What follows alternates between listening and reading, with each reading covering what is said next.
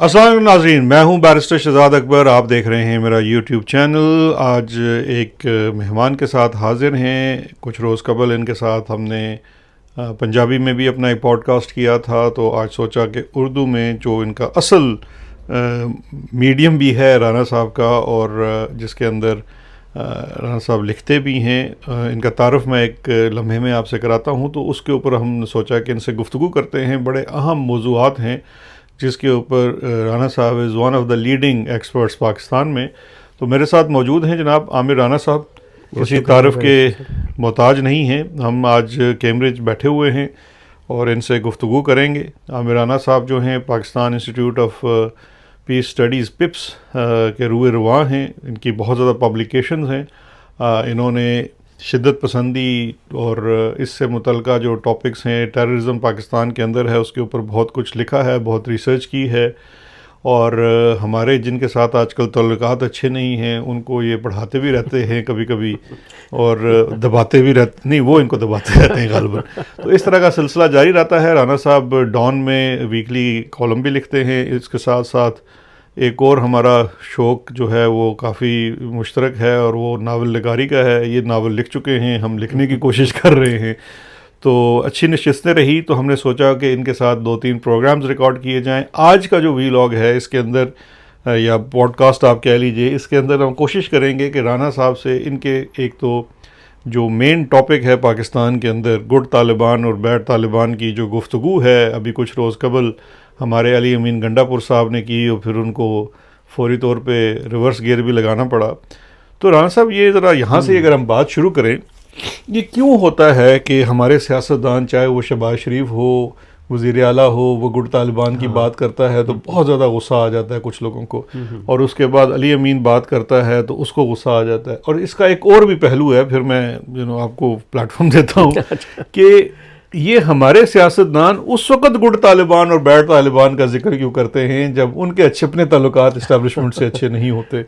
تو ذرا اس پہ ذرا روشنی فرمائیں کہ یہ کیا ہے، یہ کون ہے گڈ طالبان؟ پہلی بات تو یہ تو چھیڑ ہے اسٹیبلشمنٹ. اچھا، یہ چھیڑ ہے. تو جب سیاستدان نے چھیڑنا ہو تو وہ ان کو تو پھر اسی بات پہ چھیڑتے ہیں، اور وہ چڑ بھی جاتے ہیں. نہیں، چھیڑ تو دیکھیں نا، مثال کے طور پہ میرے بال نہیں ہیں، کوئی بندہ مجھے گنجا کہے گا تو میں چھڑوں گا. نہیں، وہ بعض وہ بندہ چھڑ بھی جاتا ہے. گنجا ہوں تو کہہ کیوں رہے ہیں. تو وہ ہے، اس کے پیچھے ظاہر ہے کہ بہت ایک پوری ہسٹری ہے، تاریخ ہے، ہماری پالیسیاں ہیں. لیکن یہ جو آپ نے بات کی تھی نا پہلے کہ ان کو پڑھاتے ہیں، اگر وہ پڑھنے والے ہوتے ہیں تو یہ گڈ اور بیڈ کی بات ہی نہ ہوتی، اسے چھڑتے ہی نہ اس سے. تو نہیں، لیکن گوئنگ بیک ٹو بیسکس، پہلے ہمیں یہ بتا دیں ہمارے لوگوں کو، ہمارے دوستوں کو، کہ یار یہ گڈ طالبان ہسٹوریکلی کون ہے؟ یہ جب ہم گڈ طالبان کہتے ہیں ہم کس کو ریفر کرتے ہیں؟ اچھا، بیسکلی تو یہ پراکسیز کے لیے استعمال ہوتی ہے. اور یہ تو جب کولڈ وار چل رہی تھی سوویت یونین امریکہ کی، امریکہ نے بہت زیادہ پراکسیز بنائی لیٹن امریکہ سے لے کے ویتنام اور کمبوڈیا تک. تو ایک ماڈل دستیاب تھا تو ہم نے بھی یہاں بنائی. اور خاص طور پہ ایسٹ پاکستان میں جو بہت سارے مغربی اور انڈیا کے اسکالر ہیں، وہ تو کہتے ہیں کہ ہم نے یہ پالیسی تو شاید 49 میں بنا لی تھی. تو ایسٹ انڈین سائڈ کے اوپر میزورم میں پاکستان نے اس وقت پراکسیز بنانا شروع کر دی، کیونکہ ہمارا بارڈر جو ہے وہ ایسٹ پاکستان کا وہ قریب تھا، کہ اس کے شواہد اتنی زیادہ نہیں ملتے. اور اس کی لیکن یہ ضرور ہے کہ پاکستان امریکہ اور بہت سارے جو مغربی ممالک سے مختلف اس لیے تھا کہ اس نے پراکسیز اپنے ہی ملک میں بنائی اور اپنے ہی سیاسی جماعتوں کے خلاف. جو ایک کامن پرسیپشن ہے کہ جی C I A operates outside the U S. نہیں، میں آپ کو تھوڑا سا پہلے لے کے جا رہا ہوں کیونکہ ہسٹری تھی نا، اسی لیے پاکستان کے لیے بڑا آسان تھا. اور یہ ایسٹ پاکستان میں ہم نے کیا، البدر اور الشمس جیسی جب ملیشیاز ہم نے بنائیں، اور عوامی لیگ کو ایسٹ پاکستان، جس کے بارے میں خان صاحب آج کل کہتے ہیں پڑھیں عمود الرحمان. بالکل، وہ ضرور پڑھنا چاہیے. بلکہ جماعت اسلامی کا لٹریچر پڑھ لیں، وہ بھی عبرت کے لیے کافی ہے. خاص طور پہ سلیم منصور کی کتاب ہے البدر کے نام سے. انہوں نے تو ان کو ہیروئزم کے پرسپیکٹو میں لکھا ہے، لیکن اس میں بھی کافی چیزیں مل جائیں گی. تو وہ ہم نے اپنے ہی لوگوں کے خلاف جو ہے ملیشیاز کھڑی کی، پراکسیز بنائی کہ ہم اس کو انسرجنسی کو، مکتی بانی کو کاؤنٹر کر دیں گے. اور وہ تھا یہ کہ وہ جتنے بہاری مائگریٹ کر کے آئے تھے اس پاکستان میں، بہاری پھر آ پھر آ گئے ہمارے. تو زیادہ وہ لوگ اس میں تھے، جماعت اسلامی میں تھے، تو وہی جو ہے وہ البدر الشمس بنانے والوں میں وہ زیادہ لوگ تھے. پھر یہ جس وقت اسٹریٹجک چیلنج آیا افغانستان سے، جب وہ پرووک کر رہا تھا ادھر پختونستان کی تحریکوں کو، گریٹر بلوچستان کی، اچھا اس وقت پاکستان کی چھیڑ تھی یہ گریٹر بلوچستان، گریٹر پختونستان، تو پاکستان بہت چھڑتا تھا، اور ان کو باوجود کہ افغانستان کی کوئی اتنی حیثیت نہیں تھی کہ وہ اس طرح کی تحریکوں کو بہت ہی پرووک کر دیتا اور پاکستان سے یہ علاقے الگ ہو جاتے، لیکن وہ ہم نے اس کو بہت سیریس اسٹریٹجک چیلنج کے طور کے اوپر لیا. اور اس کے جواب کے اندر جیسے ہی جب یہ امریکہ کے اندر یہ ری تھنکنگ ہو رہی تھی افغانستان کے لیے، تو سب سے پہلے ہم نے لبیک کہا، بلکہ ہم نے آلریڈی شروع کر دیا تھا. بھٹو صاحب نے احمد شاہ مسعود کو اور یہ حکمت یار کو بلا کے. So in like the public opinion کہ شاید طالبان کے ساتھ یا افغانستان میں ریزسٹنس جو تھی وہ ضیاء الحق کے شروع ہوئی، لیکن اس کے بھی موجد بھٹو صاحب تھے. بھٹو صاحب تھے، انہوں نے کیا. اور یہ جہادی تنظیموں کا کلچر بھی جو ہے دو طرح سے چلا، چونکہ یہ جس وقت یہ سوری، وہ آپ کی بات میں آپ یہاں سے شروع کیجیے گا. بھٹو صاحب کو کریڈٹ ایک اور کا بھی جاتا ہے، آپریشن جبرالٹر، جو کہ جنگ کی وجہ بنی، اس میں بھٹو صاحب پیش تھے. نہیں، اس کے وہ تو پورا ڈیزائن ایوب خان کا تھا، اس کے جرنیلوں کا تھا. بھٹو نے اس کو ایکسپلائٹ کیا جب کنورٹ ہو گیا 65 کے وار میں، اور پھر ظاہر ہے کہ تاشکند معاہدے کو انہوں نے پورا ایکسپلائٹ کیا، پولیٹیکل اس کا کیا، اس کی بنیاد کے اوپر پارٹی بنائی، پھر اس کی بنیاد پہ ووٹ لیا کہ میں بتاؤں گا تاشکند میں کیا ہوا. وہ قبر میں چلے گئے، شہید ہو گئے، لیکن یہ نہیں بتایا کہ کیا ہوا، کہ ہوا کیا تھا. وہ تو تھوڑی سی سملیرٹی ہے خان صاحب کا جو امریکہ والا جو سائفر والا کیس ہے اور تاشکند والے کارڈ میں کافی سملیرٹی ہے. سائفر والا تو ہمارا کیس پروف ہو گیا نا صاحب، وہ تو سائفر ہو گیا، منظر پہ آ گیا. لیکن وہ بھٹو صاحب زیادہ کلیور آدمی تھے، انہوں نے اس کو ایکسپوز ہی نہیں ہونے دیا کہ ہوا کیا ہوا. چلے وہ تو ایک ہسٹری کی بات ہے.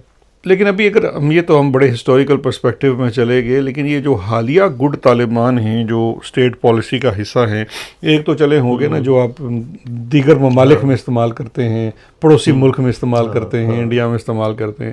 دوسرے گڈ طالبان جس طرح سے آپ نے کہا کہ اپنے ہی لوگوں کے خلاف ہوئے.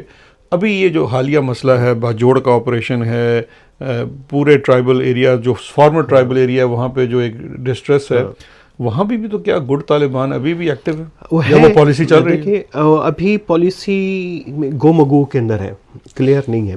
لیکن اس سے پہلے پھر ایک آخری مثال میں آپ کو دے دوں تاکہ کنٹینیوٹی میں چیزیں سمجھ آ دیں کہ پاکستان نے اپنے اندر استعمال کی، اور پاکستان نے اپنے ہی لوگوں کے جتھے بنا کے باہر بھیجے افغانستان میں. اور یہ کام کسی اور ملک نے نہیں کیا.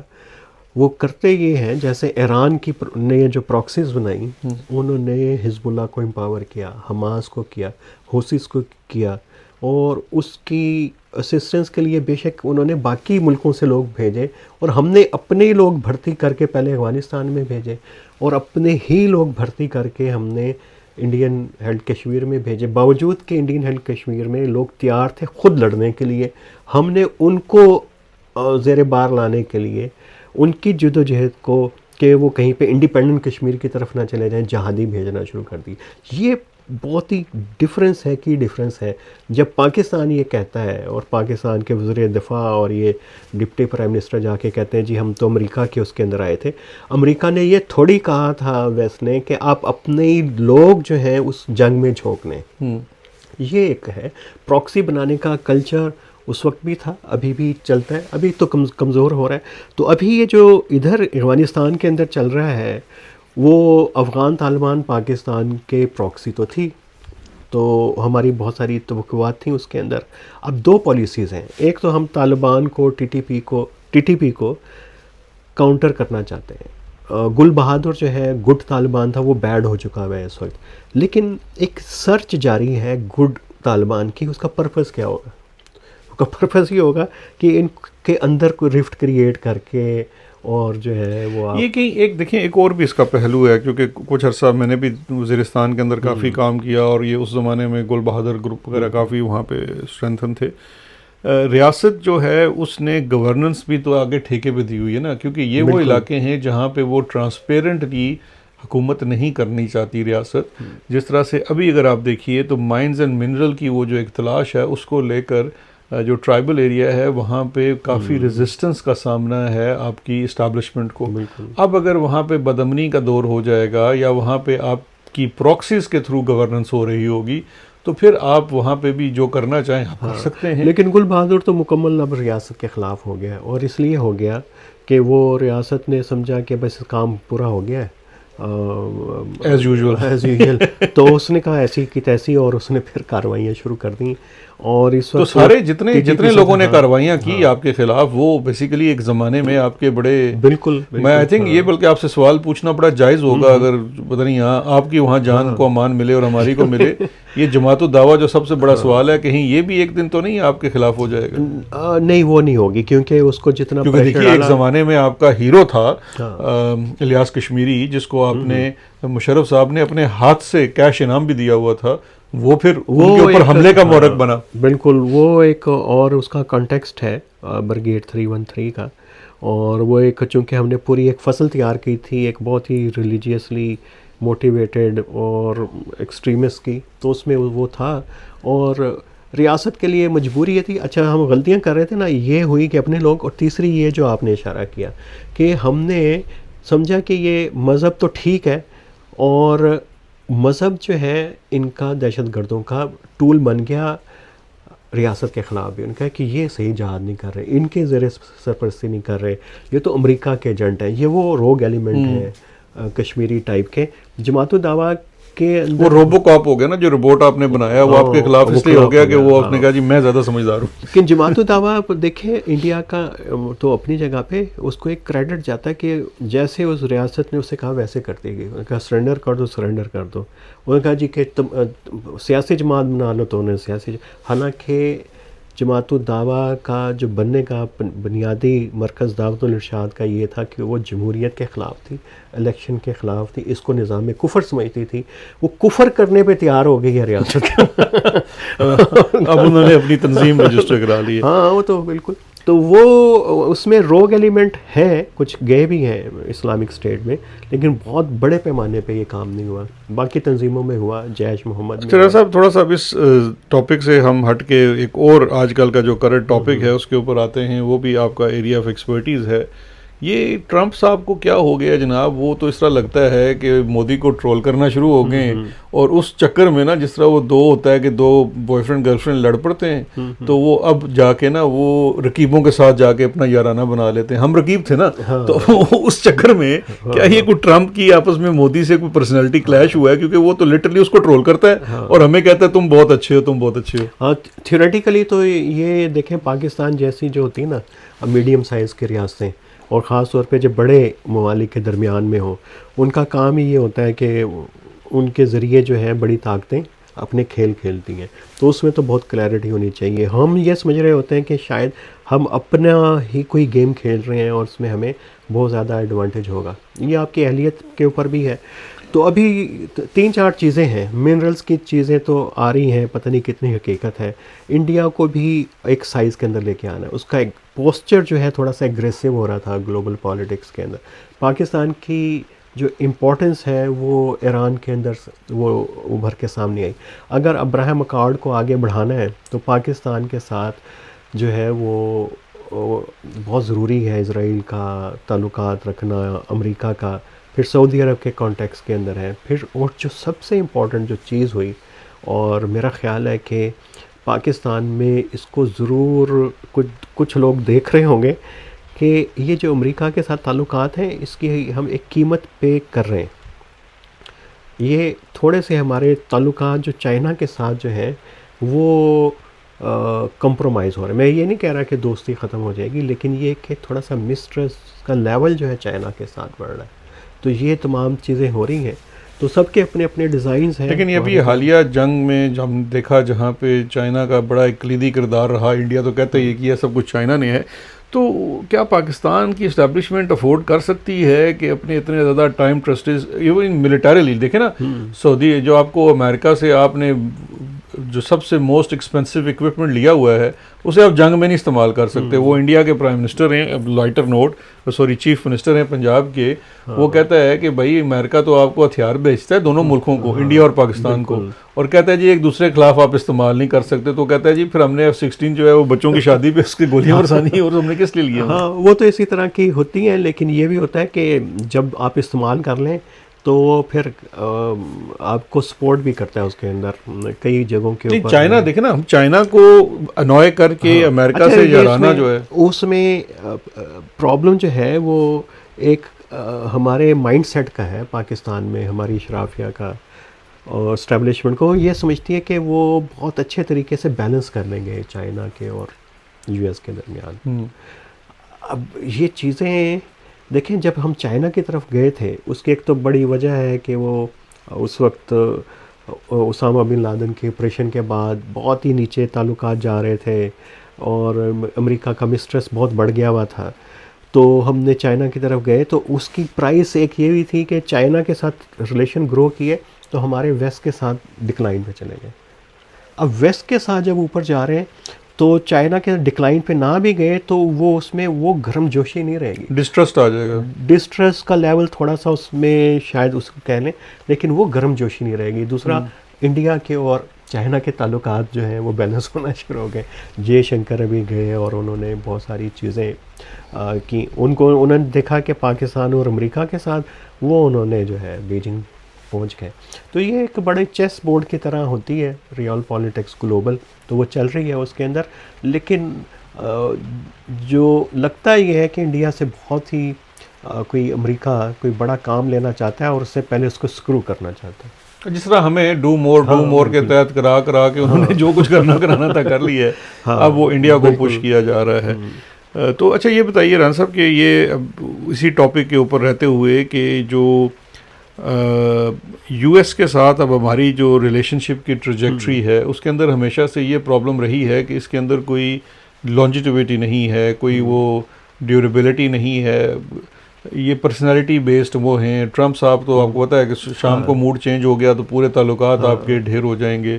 اور اس وقت جو ایک بڑا اہم ہمارا اسپیشلی جو پاکستانی ڈائسپورا ہے پاکستان سے باہر, خاص کر تحریک انصاف سے جڑا ہوا, وہ تو اب ایک سٹیزن لابنگ میں مصروف ہے, اور وہ کہتا ہے کہ جو مغربی معاشرہ ہے چاہے برطانیہ ہے یا امریکہ ہے اس کو پاکستان پہ فوکس کرنا چاہیے ڈیموکریسی کی ریسٹوریشن کے لیے. جبکہ ہم نے دیکھا کہ ٹرمپ صاحب نے حالیہ دنوں میں جو اپنی پینگیں ہیں وہ ملٹری اسٹیبلشمنٹ کے ساتھ بڑھا لی ہے, اور اس دونوں ریلیشنز کے اندر جو ایک ماضی سے دیکھیے ایون حالت جنگ میں بھی 9/11 کے بعد جب ہم پارٹنرز تھے تو ایٹ لیسٹ جو ایک لائن ہوتی تھی جو اسٹیٹ ڈپارٹمنٹ کی ہوتی تھی کہ جی democratic norms, democratic institutions, constitutionalism, وہ لینگویج کہاں چلی گئی مجھے نظر نہیں آتی ابھی. اچھا یہ بھی ہمیں یاد رکھنا چاہیے کہ پاکستان امریکہ کے تعلقات جو ہے آمریتوں کے درمیان ہمیشہ اچھے رہے تو نہیں, لیکن زبان انہوں نے کم از کم رکھی تھی نا کہ کمپنی کی مشہوری کے لیے وہ رکھی. بس ایک ہی سویلین گورنمنٹ تھی جس میں تھوڑا سا تعلقات ٹھیک ہونا شروع ہوئے تھے. Peoples Party Kerry Lugar bill آیا تو فوج بڑی شدید ناراض ہو گئی اور پھر ہم نے دیکھا میمو گیٹ تک بات چلی گئی تھی. تو وہ تو ایک ہسٹری ہے. اور امریکنز جو ہیں وہ ظاہر ہے کہ وہ ان کو جمہوریت سے کوئی اتنی کوئی ہمدردی نہیں ہے جتنا بڑا چیمپئن جو ہے وہ یورپ ہے. امریکہ تو ہمیشہ اپنی اسٹریٹجک کیلکولس کے اوپر چلتا ہے کہ وہ کتنی امپورٹنٹ ہے. اگر اس کو لگے گا کہ جمہوریت کے کارڈ سے وہ کوئی اس کو اسٹریٹجک آبجیکٹیو حاصل ہو سکتا ہے تو وہ اس کو یوز کرے گا. وہ فیٹف کو بھی یوز کر سکتا ہے. اس کے پاس تو اتنے انسٹرومنٹس ہیں دنیا کو قابو کریں. پاکستان کے لیے تو بے تحاشا ہیں. اگر اس دفعہ فیٹف میں پاکستان کو سپورٹ دی ہے US نے, اور اتنا سموتھلی جو ہے یہ انڈیا پاکستان سٹینڈ آف کے بعد نکل گیا ہے اس میں سے پلینری سے پاکستان کہ انڈیا کچھ دیکھتے رہ گیا, تو اس کی وجہ کہ اس کے پاس ٹول بہت زیادہ ہے. IMF سے لے کے فیٹف اور پتہ ہیومن رائٹس اور مذہبی آزادیاں جس کو جہاں پہ اس کو سوٹ کرتا ہے وہ اس کو یوز کر لیتا ہے. تھوڑا سا پھر اگر یہ جو ہم بات کر رہے ہیں یہاں پہ ایک بڑا کوئک کوشچن ہے, اور اسپیشلی میرے تو جتنے دیکھنے سننے والے ہیں ان کا یہ ہمیشہ سے کنسرن رہا ہے. ہمیں یہ لگ رہا تھا کہ جی جو سٹیزن لابنگ امریکہ میں ہو رہی ہے ٹرمپ کے آنے کے بعد بس ایسا ہوگا کہ امریکہ کی یہ پالیسی بن جائے گی کہ جی آپ جو سیاسی قید ہیں اور عمران خان کو رہا, اور وہ جب نہیں ہوا اور اچانک تعلقات بن گئے تو اس کا مطلب یہ ہے کہ امریکن جو ڈیپ اسٹیٹ ہے اس نے باور کرایا ٹرمپ کو کہ بھائی صاحب آپ کس طرف جا رہے ہیں, سیاسی لیڈر ہمارے حق میں نہیں ہیں, ہم وہ نہیں کر سکتے. تو then all of sudden the dynamics of relationship change. اچھا میرا خیال ہے کہ اس میں ایک اور طرح بھی اس کو دیکھ سکتے ہیں. پاکستانیوں نے لابنگ تو کی اور بڑی پی ٹی آئی والوں نے بہت مؤثر کی, انہوں نے انفلوئنس بھی کر لیا, لیکن وہ امریکن جیوز کانگریس کی طرح کی لابنگ نہیں کر سکتے. وہ بڑی آرگنائزڈ ہے اور وہ ان کا کنٹریبیوشن ہے امریکن اکانومی میں, وہاں کے سوسائٹی کے اندر. پاکستان کا جو اسٹرینتھ ہے اکنامک اور کنٹریبیوشن پاکستانی اوورسیز کی, وہ اتنی نہیں ہے کہ وہ پالیسیوں کو, امریکن پالیسیوں کو اتنا انفلوئنس کر سکیں جیسی جو ہے امریکن جیوز. اس میں پھر آپ کے پاس, امریکہ کے پاس بڑا آسان کام ہے کہ جس ٹول کو چاہے استعمال کر لیں. تو پاکستانی اگر چاہتے ہیں کہ وہ بھی اسی طرح پاورفل ہو جائیں جیسے یہودی ہیں وہاں کے, ان کی کانگریس ہے, تو ان کو یونٹی کے ساتھ اور زیادہ ان کو امریکن سوسائٹی کو کنونس کرنا پڑے گا کہ ان کی کنٹریبیوشن ان کی سوسائٹی کے لیے سائنس میں, تعلیم میں, پالیٹکس میں بہت زیادہ ہے. وہ کوہیرنس سے ہی آئے گی کمیونٹی کی. تو اگر وہ کر لیتے ہیں تو پھر مجبور ہو سکتا ہے. امریکہ کی ایک ڈائنامکس ایسی ہے, انٹرنل ڈائنامکس, جو اس کے تعلقات کو متاثر کر سکتی ہے, کہیں کرتی بھی ہے. اس کو ریجیکٹ بھی کر دیتے ہیں تو وہ اس کی انٹرنل پریشر آواز, اسی کو میرا خیال ہے آپ اس کو بہتر ایکسپلین کر سکتے ہیں. اچھا رانا صاحب, اگر اسی پہ میں ایک آخری سوال اگر کروں آپ سے کہ ابھی آپ پاکستان سے آئے ہیں, وہاں رہتے ہیں, چیزوں کو دیکھتے ہیں, ایک اور طرح سے انالیٹیکلی بھی دیکھتے ہیں. پاکستان کے معاشرے میں مختلف شعبوں میں تنزلی تو خیر بہت ہوئی ہے, چاہے وہ جمہوریت ہو, معاشرہ ہو, اکانومی ہو, سیاست ہو, ہر خراب ہے سارے. اور یہاں پہ بھی آپ اتنے دنوں سے ہیں, آپ نے دیکھا ہوگا کہ تقریباً ہر جگہ یہی موضوع بحث ہے کہ جی کہ کی بنے گا, کی بنے گا, کی ہوئے گا, کی بنے گا.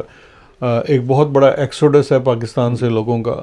آپ کو نظر آتا ہے کہ جس حد تک سپیس وہاں کم ہو چکی ہے اور ایک ادارہ تقریباً ہر چیز کے اوپر اتنا حاوی ہو چکا ہے کہ یہ اب چیزیں بہتری کی طرف جا سکتی ہیں, از دیر اے ہوپ, یا آپ کی پولیٹیکل فورسز کے اندر اتنا دم خم ہے کہ وہ اپنی سپیس واپس گین کر سکتے ہیں؟ نہیں, سیاسی جماعتوں میں تو دم خم نہیں ہے, وہ تو سرنڈر کر چکی ہیں, وہ ٹرانزیشن میں ہے, لیڈرشپ کی ٹرانزیشن ہو رہی ہے. پی ٹی آئی کے علاوہ وہ گوادر سے لے کے اور جی بی تک بڑی چھوٹی جماعتوں میں نئی جنریشنز آ رہی ہیں, بچے جو ہیں بڑے ہو گئے ہیں, ہر پارٹی میں یہی کہانی چل رہی ہے. اور یہ بڑی لیس ڈیموکریٹک ٹرانزیشن ہو رہی ہے ان پارٹیوں کے اندر. کوئی اتنی زیادہ ڈیموکریسی پارٹیوں میں پہلے بھی نہیں تھی, ختم بھی کرتی پریشرز کے اندر, اور ابھی ان سے ہوپ بھی کوئی نہیں ہے کہ وہ کوئی بہت بڑی تبدیلی لائیں گے. باقی سوشل انڈیکیٹر پاکستان کے بہت ڈکلائن کے اوپر ہیں. سیکیورٹی کی صورتحال آپ کو پتہ ہے کہ وہ گلوبل ٹیررزم انڈیکس کے اندر ہم ٹاپ کے اندر ہیں. سیکیورٹی بہت بڑا فیکٹر ہوتا ہے گیج کرنے کا کسی بھی, اور خاص طور کے اوپر جب سیکیورٹی کی صورتحال مسلسل ہی خراب ہو رہی ہو اور دہائیاں ہو جائیں اسے, تو دنیا اس کو بہت ہی سیریسلی لیتی ہے. کوئی انڈیکیٹرز بہت اچھے نہیں ہیں. اس میں ایک انسٹیٹیوشن ہے, وہ سمجھتا ہے کہ میرے پاس ہر مسئلے کی نہ حل ہے اور میں اس کو حل کر لوں گا, اور وہ ایک انسٹیٹیوشنل جو ڈکے ہے اس کے اندر جو پیرلل انسٹیٹیوشنز بے تحاشا بنتے جا رہے ہیں, اور جو پہلے موجود ہیں وہ جو ہے شکست و ریخت کا, ڈسٹرکشن کا شکار ہے. تو رانا صاحب, یہ پھر آپ کو اگر ہم آخر میں ایک ایڈیشنل سوال اور ڈال دیں تو آپ ان کو سمجھاتے نہیں یہ باتیں؟ وہ ہمیں سمجھاتے ہیں کہ ہم سب ٹھیک کر لیں گے. چلیں, اللہ کرے کہ وہ آپ ان کو سمجھا پائیں, یا وہ آپ کی وجہ سے ہم سب کو سمجھا پائیں. آپ کی آمد کا بہت شکریہ, آپ سے گفتگو کر کے بڑا مزہ آیا. انشاءاللہ یہ سلسلہ آگے بھی جاری رکھیں گے, اور آپ پاکستان جا کے امید کرتے ہیں کہ محفوظ رہیں گے. اس نشست کی وجہ سے آپ کے اوپر کوئی ایسی قدغن نہیں آئے گی. یہی بات ہے ہم پاکستان میں بھی کرتے ہیں اور یہاں پہ بھی کر رہے ہیں. اس میں نہیں, وہ کہ کمپنی کی وجہ سے نا آپ کو پکڑ لیا جائے نا کہ آپ کس کمپنی میں بیٹھے ہوئے تھے. کمپنی تو ہماری کبھی بھی اچھی نہیں. چلیں, بہت شکریہ, اور سب کو دیکھنے کا بہت شکریہ. پھر انشاءاللہ مزید تجزیات اور خبروں کے ساتھ دوبارہ حاضر ہوں گے. دیکھنے کا شکریہ. خدا حافظ.